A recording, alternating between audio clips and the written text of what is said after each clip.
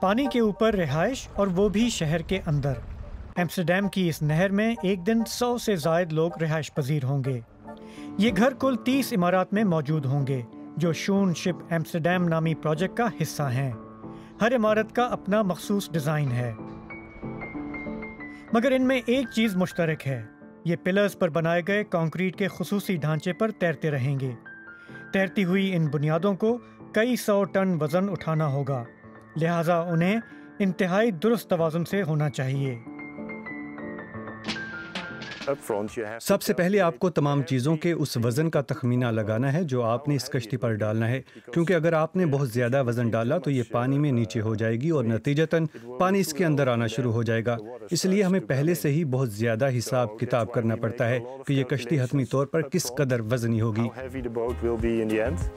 اس project پر 20 مختلف architects نے کام کیا۔ گھروں کو زمین پر تعمیر کیا گیا، پھر انہیں بذریعہ کشتی یہاں لایا گیا۔ ان کے رہائشیوں کے لیے پائیدار ماحول خاص اہمیت رکھتا ہے۔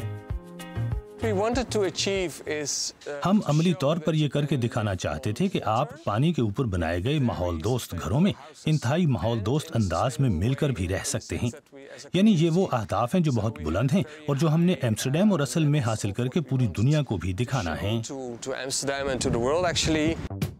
دوسری عمارتوں کی طرح پیئر ڈے رائٹ کے گھر میں شمسی توانائی کے ذریعے بجلی حاصل کی جاتی ہے۔ گھر کی تیاری میں ماحول دوست اور پائیدار مٹیریل استعمال کیے گئے ہیں۔ گھر کا ڈھانچہ کارک سے بنایا گیا ہے۔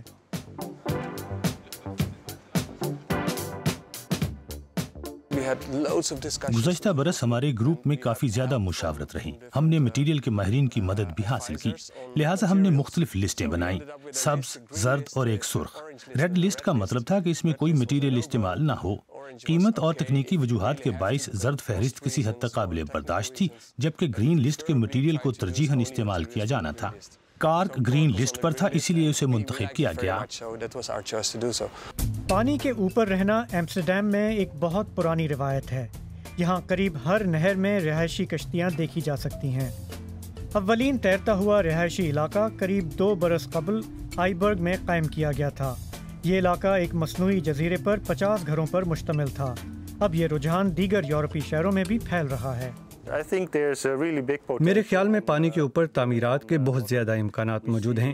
ہمارے پاس پوری دنیا سے اس بارے میں درخواستیں موجود ہیں۔